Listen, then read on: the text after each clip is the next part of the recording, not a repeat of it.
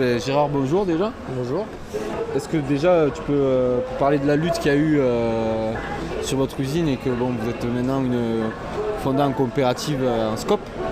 Alors, c'est une lutte qui a été longue, avec plein de rebondissements. Elle a débuté le 28 septembre 2010 quand on a eu l'annonce de la fermeture de l'usine par Unilever. Donc tout de suite, on n'a pas accepté cette fermeture parce qu'elle était ni légitime, et puis socialement et économiquement, ce n'était pas justifié.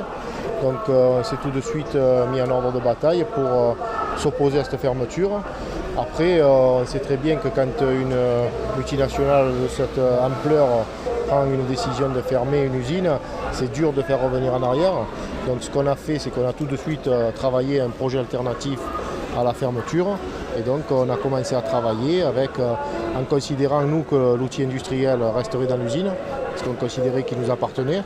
Et donc les deux axes de la lutte, c'était maintien de l'outil industriel et de nos emplois. Et au fil du temps et au fil des rencontres, au fil des partages, on a vu qu'on pouvait le faire, on pouvait travailler sans une direction hiérarchisée et en pyramide, et que donc le système démocratique qu'on met en place, c'est ce qui nous correspond le mieux, et on essaye de prendre des décisions dans ce sens-là. Nous, on ne veut pas, comme on dit, être millionnaire, nous ça ne nous intéresse pas. Nous, ce qu'on veut, c'est travailler et vivre de notre travail, et faire donc vivre une cinquantaine de familles qui sont dans l'aventure avec nous. Donc le minimum du salaire, ce sera de 1 600 € et un maximum de 1 900 € pour le cadre, le seul cadre qu'on a, puisqu'il en faut un, c'est le directeur général. Donc le cadre, on s'est mis au minimum de la convention collective. Donc il n'y a que 300 € d'écart entre le plus bas et le plus haut salaire.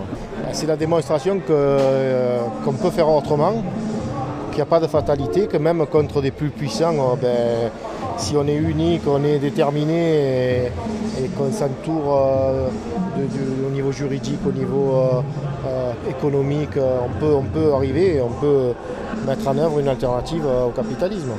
Et aujourd'hui, on n'a pas perdu, mais on est condamné à réussir.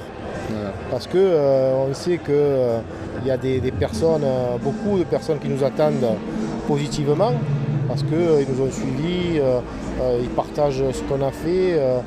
C'est une alternative au monde capitaliste rude qu'on a. Donc ceux-là, s'ils nous attendent positivement, et pour ça on doit réussir. Mais il y en a aussi qui nous attendent négativement et qui espèrent qu'on se plante. Et donc pour leur faire un pied de nez, il faut qu'on réussisse aussi. On sera là pour vous soutenir de toute façon. Merci.